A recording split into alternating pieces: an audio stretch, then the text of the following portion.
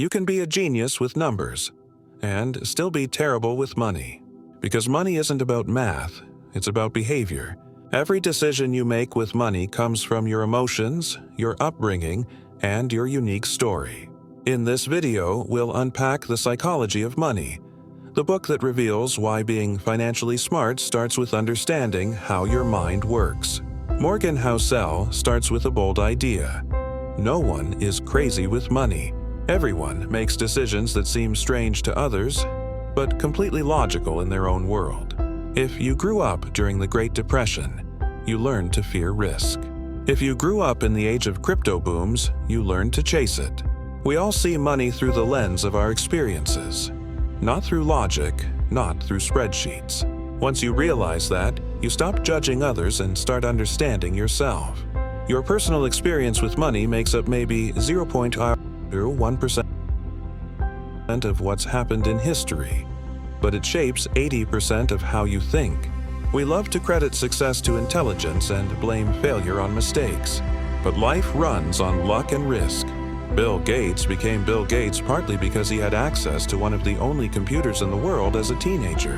His best friend, Kent Evans, was equally smart, but died in a mountaineering accident before he could even start his career. Skill matters, but so does being in the right place at the right time.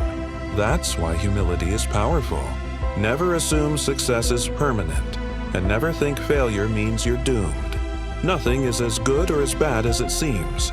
Compounding is the closest thing to magic in finance. The hard part isn't understanding how it works. It's staying patient enough to let it work. Warren Buffett earned more than 90% of his wealth after turning 65. The secret wasn't picking miracle stocks. It was staying invested for over 70 years. Time matters more than timing. The first rule of compounding: never interrupt it unnecessarily. The world runs on tail events, the rare, unexpected moments that drive most outcomes. In investing, a handful of days or companies make up most of the returns. In life, one decision, one connection, or one moment can change everything. That's why you can fail again and again and still win big if you keep showing up. Don't judge success by averages. Judge it by survival. Stay in the game long. Getting wealthy and staying wealthy are two different skills. Getting wealthy requires taking risks, being optimistic, and putting yourself out there. It's about chasing opportunity, but staying wealthy requires the opposite. It requires humility, paranoia, and the fear that what you've made can be taken away just as fast. It's not about growth, it's about survival. You have to learn to switch from offense to defense. The single most important part of any financial plan is planning on your plan not going according to plan. That's the margin for error. It's the buffer you build for the unexpected.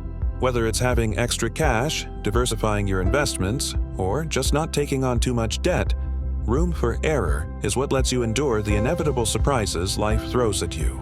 It turns panic into a manageable inconvenience and ensures you can stay in the game long enough for the odds to be in your favor. Finally, the most important lesson is this: there is no single right answer. Personal finance is more personal than it is finance. What works for someone else might not work for you, because your goals, your timeline, and your tolerance for risk are unique. Don't try to copy others. Instead, figure out what game you are playing. Understand your own psychology, define what enough means to you, and build a strategy that lets you sleep at night. So, what have we learned? Money isn't a spreadsheet, it's a story. Your behavior is more important than your intelligence. Luck and risk are two sides of the same coin. Compounding works wonders if you let it. And the ultimate goal of money is freedom. Master your psychology and you'll master your money. Thanks for watching this summary of The Psychology of Money by Morgan Housel. Like, subscribe, and share this video if you believe wealth starts in the mind.